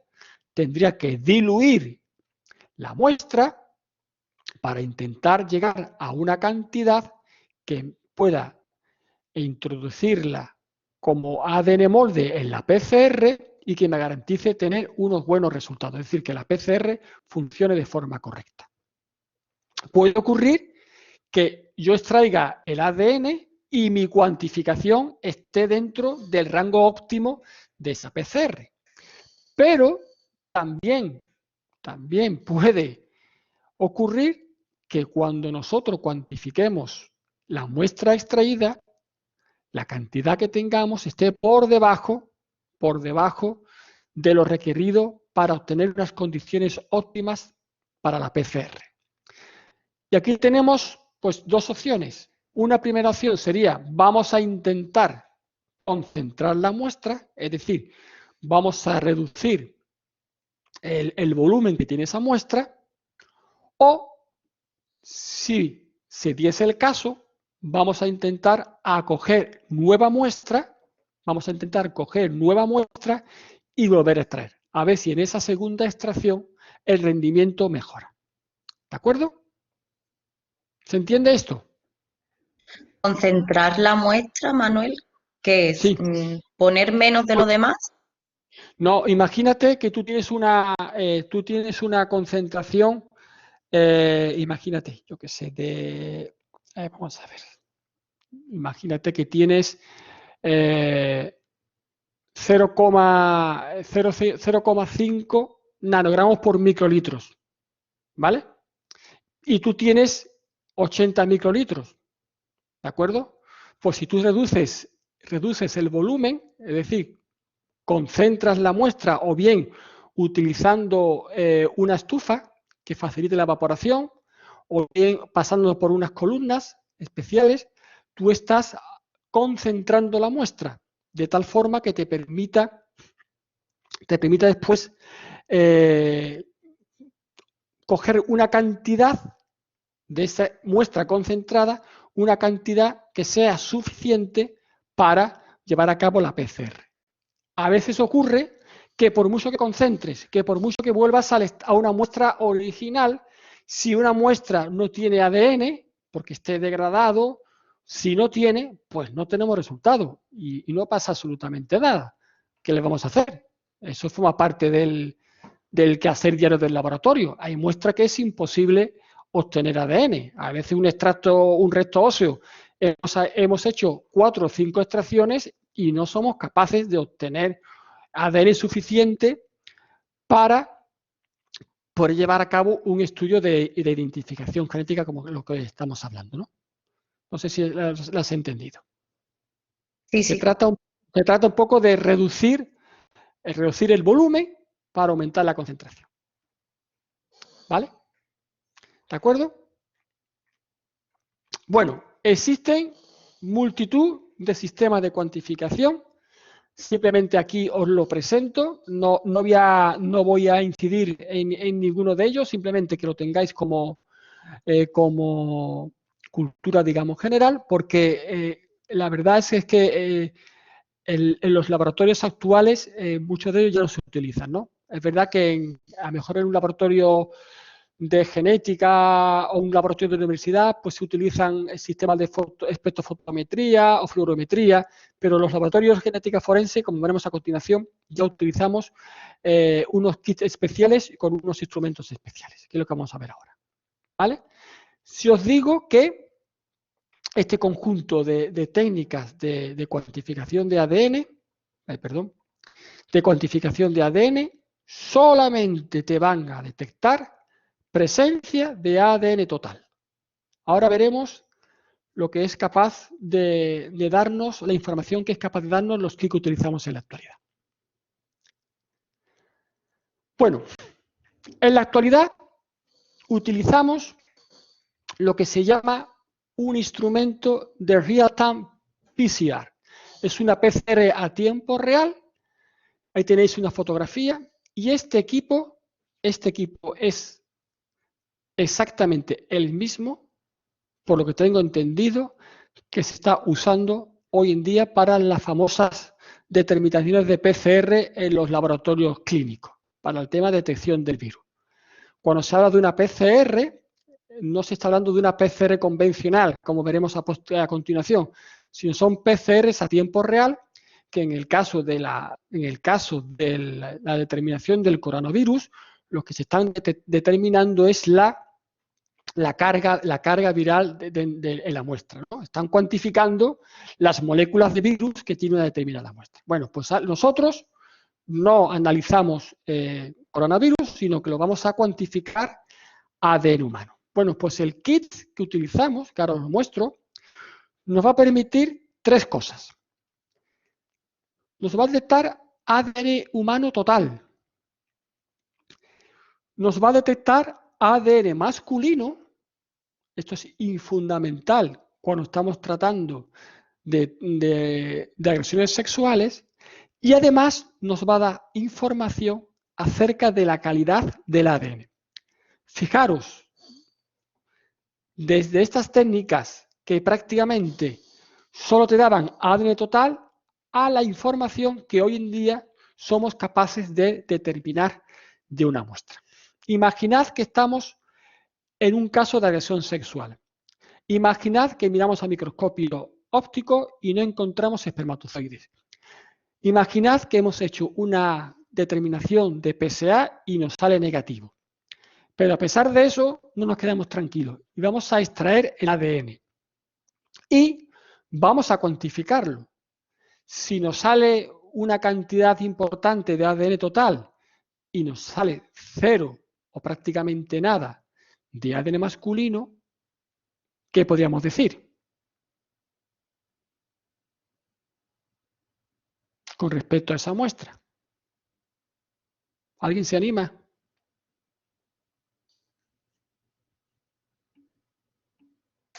Puede ser que sea un hombre, pero que no produzca espermatozoides, ¿no? Y por eso no se han detectado en las pruebas anteriores. Es Verónica, ¿no? Sí, En parte tiene razón. En parte tiene razón, porque efectivamente, si es un hombre vasectomizado o es un hombre oligospérmico, ¿vale? Es posible que no esté detectando cabezas de espermatozoide. Pero no olvides que en el semen, aparte de las células espermáticas, hay otro tipo de componentes celulares. Y por tanto, eso sí se debería detectar cuando extraemos el ADN. Pues estamos extrayendo el ADN total, ¿vale? Y si hay ADN masculino, tendría que detectarlo. Y por tanto, como ha dicho Bárbara, si tenemos ADN total y no detectamos ADN masculino, en principio pensamos que todo ese ADN procede de la mujer y que por tanto podemos quedarnos tranquilos concluyendo que no se ha detectado ni presencia de semen, ni presencia de antígeno específico de próstata, ni tampoco se ha detectado presencia de ADN masculino. Tener también en consideración que no todas las agresiones sexuales son iguales, porque también estoy dando por hecho que siempre hay eyaculación.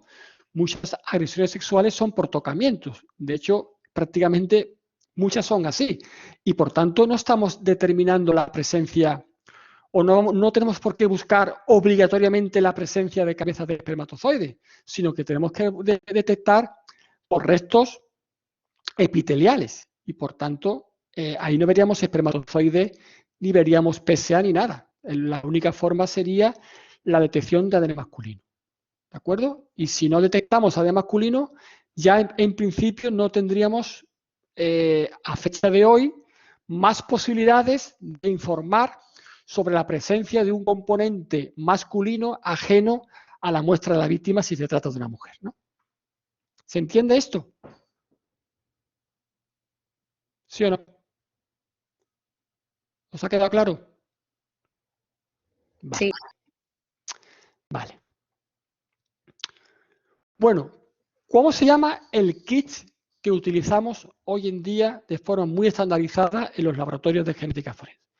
Se llama Quantifier Trio y se llama Trio porque, digamos que nos va a informar de varios aspectos. Nos va a determinar tenemos tres tipos de marcadores, ¿de acuerdo? Un marcador de tamaño pequeño, un marcador de tamaño largo o más grande, fijaros la diferencia de las pares de base, y un marcador específico del hombre, ¿no? Que está situado en el cromosoma Y. Y además, aparte de estos tres marcadores, aparece un control interno, ¿vale? Que nos va a informar si se ha llevado a cabo correctamente la PCR a tiempo real. ¿De acuerdo? Estos son, digamos, las cuatro marcadores que van dentro del kit, qué es lo que vamos a detectar cuando el kit se está llevando, la amplificación por PCR a tiempo real se está llevando a cabo. ¿De acuerdo? En el caso de la detección del coronavirus, pues tendrá otra serie de marcadores, otra serie de dianas específicas del virus, que es lo que determinará el kit del coronavirus, ¿no? Nosotros analizamos estos cuatro marcadores. Aquí tenéis la longitud de esos fragmentos, de los cuales 2 son de ADN total, o sea, de cromosomas autosómicos, y uno específico de cromosomas Y. ¿Vale? Bueno, ¿cómo se lleva a cabo la cuantificación, ¿no? Fijaros, el kit utiliza una sonda que no es más que un conjunto de oligonucleótidos, ¿vale? Que se van a unir, van a hibridar por una zona concreta de la cadena molde, como veis en el dibujo. Esta sonda se llama sonda Tachmann y es una sonda que se caracteriza porque en un extremo y en otro tiene adheridos dos moléculas. Una que se llama reporter, tal como suena, reporter, ¿vale? Y una que se llama quencher, tal como suena, ¿vale? Quencher con Q. Quencher. ¿De acuerdo? El reporter es una molécula que emite fluorescencia, ¿vale? Y el quencher es una molécula que lo que hace es que enmascara, digamos, es como tapa o impide la fluorescencia del reporte. Es como si el quencher le pusiera una manta encima del reporte. Es decir, como si el reporte fuese una bombilla y el quencher le ha colocado una manta y no estamos detectando la fluorescencia. ¿De acuerdo? Entonces, como es una PCR a tiempo real, tenéis que pensar que es una PCR. Y como es una PCR, significa que necesitamos los nucleótidos, que necesitamos los primers, que necesitamos el cloruro de magnesio, es decir, necesitamos los reactivos normales de una PCR, pero además necesitamos esta famosa sonda Tachmann. Y como es una PCR, se van a hacer distintos ciclos, donde en un ciclo, pues la cadena de ADN se va a desnaturalizar, se va a separar, se van a unir los cebadores, etc. Todo exactamente igual que una PCR. Bueno, pues ¿qué es lo que ocurre? Fijaros, cuando se está produciendo la síntesis de la nueva cadena, que está copiándose a partir de esta cadena molde, ¿de acuerdo? La polimerasa, que también, por supuesto, tiene que estar, la polimerasa empieza a incorporar nucleótidos en función de cómo sea su cadena molde. ¿De acuerdo? Cuando avanza y se encuentra con la sonda y el reporte, ¿qué es lo que hace la polimerasa? Sabéis que la polimerasa tiene una actividad exonucleasa 5'3', y entonces empieza a degradar, empieza a romper los enlaces que unen los nucleótidos. De tal forma que los nucleótidos se van, digamos, rompiendo de esta sonda Tálmac. ¿Y qué ocurre?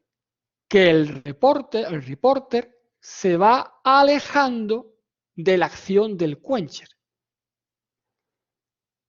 Cuando el reporter está lo suficientemente alejado del quencher, este empieza a emitir fluorescencia. Y esta fluorescencia es la que va a detectar el equipo. Por tanto, y esta es la pregunta, en cada ciclo yo voy a ir emitiendo fluorescencia. Pues a partir de un número de ciclos, yo iré teniendo cada vez más fluorescencia.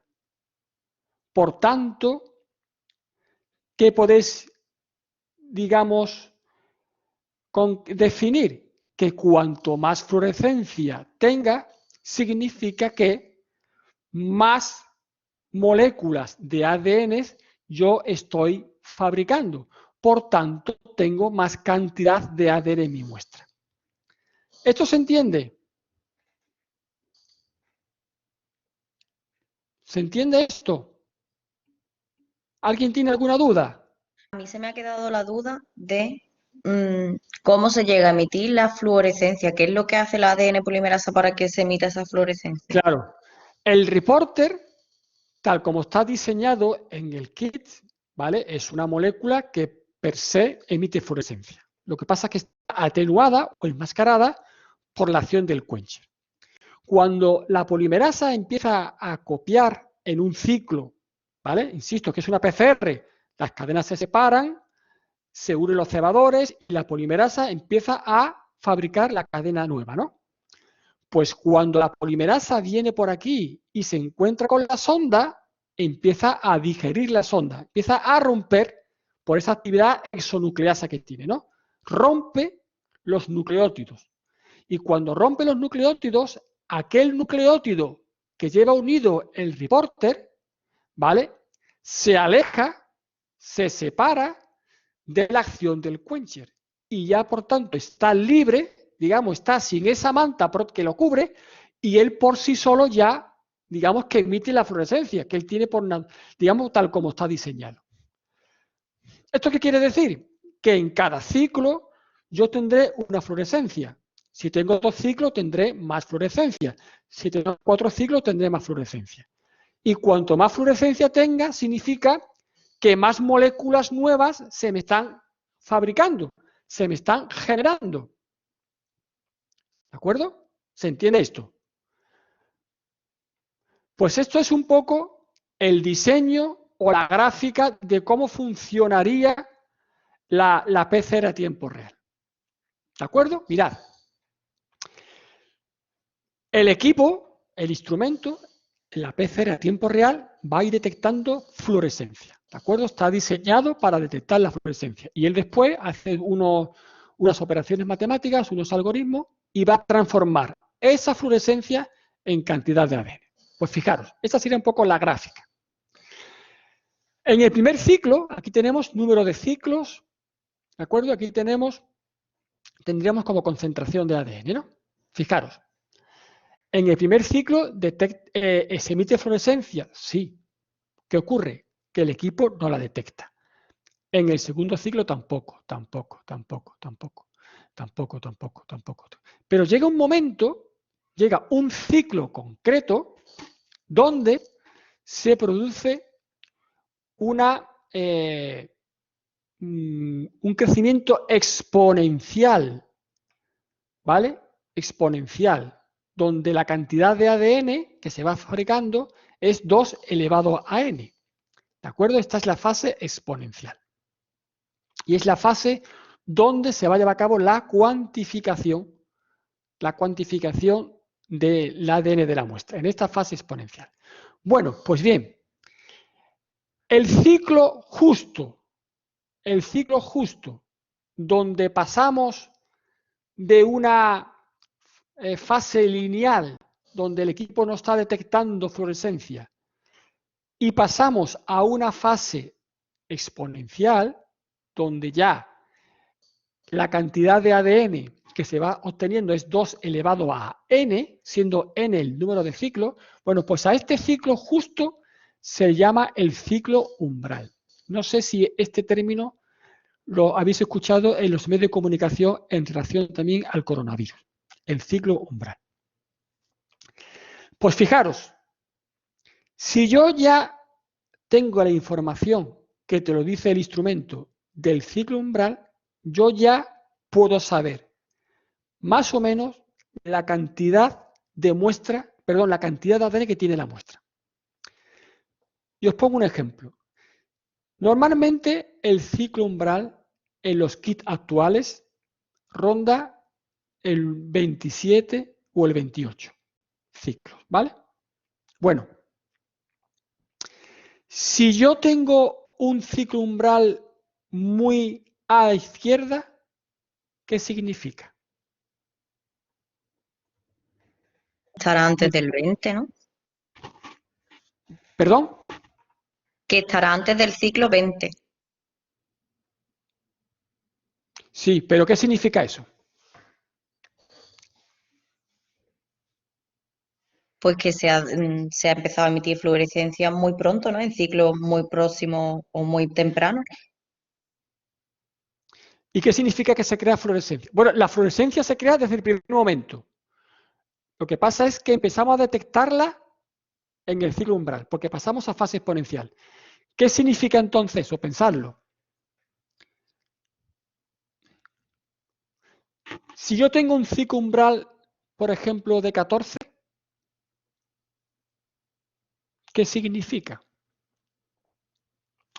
Que yo he necesitado menos ciclos para llegar al comienzo de la fase exponencial.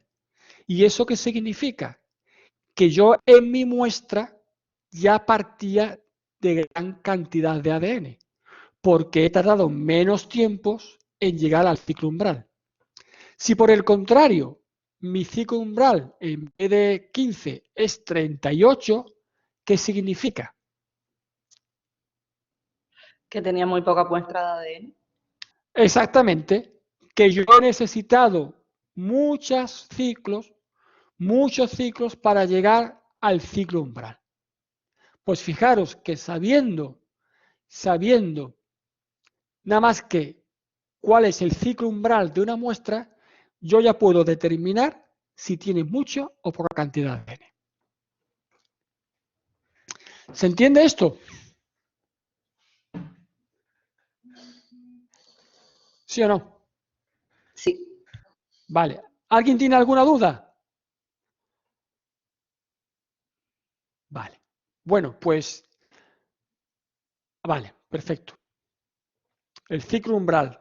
No sé si, insisto, de vez en cuando lo hablan en las medios de comunicación cuando están haciendo las PCRs para el coronavirus, ¿claro? Porque claro, no es lo mismo en un ciclo umbral, en el caso del coronavirus, muy alto, significa que tiene muy poquita cantidad de virus. Y por tanto es posible que ese virus ya sea poco, produzca poco contagio. Y no es lo mismo tener un ciclo umbral en el coronavirus muy bajo, porque significa que tenemos muchísima carga viral. ¿De acuerdo? Fijaros la información tan relevante que te da el ciclo umbral en sistema de cuantificación por PCR a tiempo real. ¿De acuerdo? Bueno, como os decía, podemos convertir el número, el ciclo, lo podemos convertir en cantidad de ADN. ¿Y eso cómo lo hacemos? Pues junto con las muestras también se cuantifican estándares de concentración conocida. Esos estándares vienen en el kit, ¿vale? Y a partir de esos estándares se va creando una recta, ¿vale? Pues imaginaros que mi muestra da, voy a ponerlo más grande, ¿no? Que mi muestra da un ciclo umbral, yo que sé, por ejemplo, de 27,4, pues el software traza una línea y te dice la cantidad de ADN que tiene. ¿De acuerdo? O sea, que usando el ciclo umbral de tu muestra y utilizando los estándares que te venden junto con el kit, se fabrica esta recta y a partir de la cual el software te calcula la cantidad. Fijaros lo que os he dicho antes. Si yo tengo un ciclo umbral muy alto, por ejemplo, de 37,5, fijaros la cantidad de ADN, muy pobre, fijaros. Y si yo tengo un ciclo umbral muy bajo, por ejemplo 15, fijaros la cantidad de ADN que tengo. ¿Lo veis? ¿De acuerdo?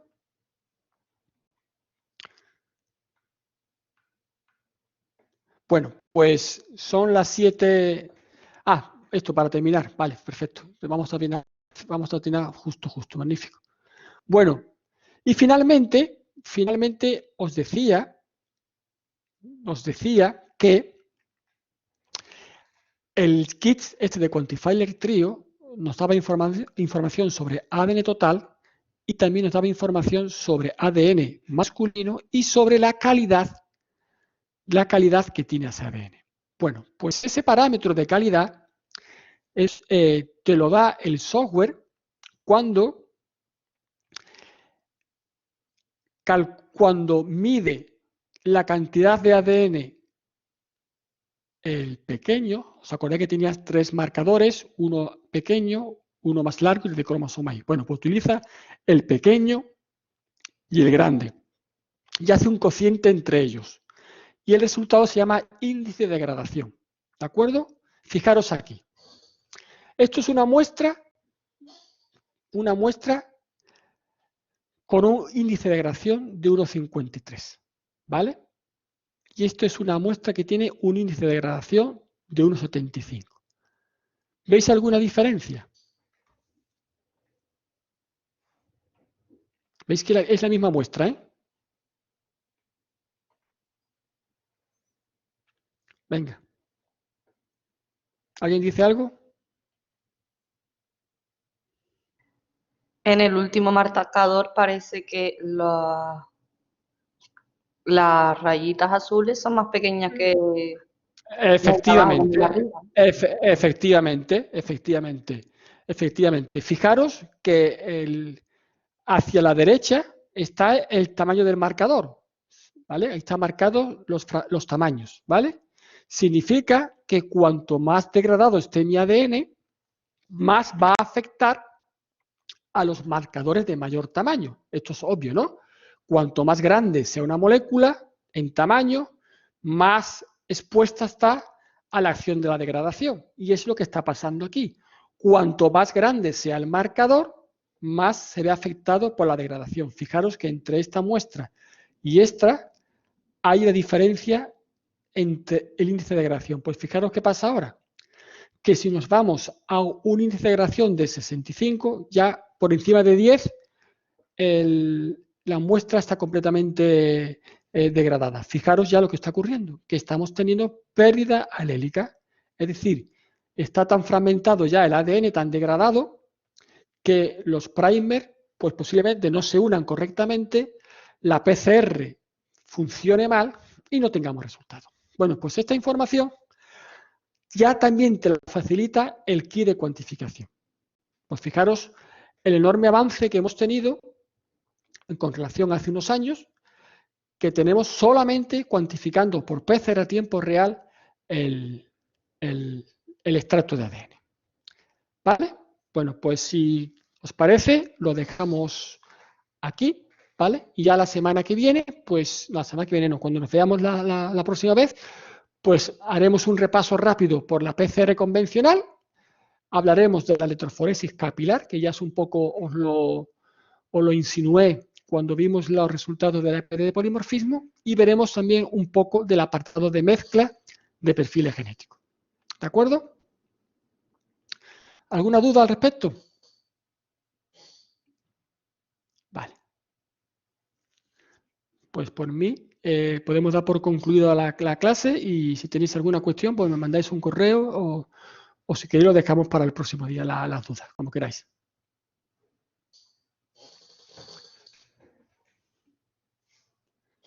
Pues muy bien.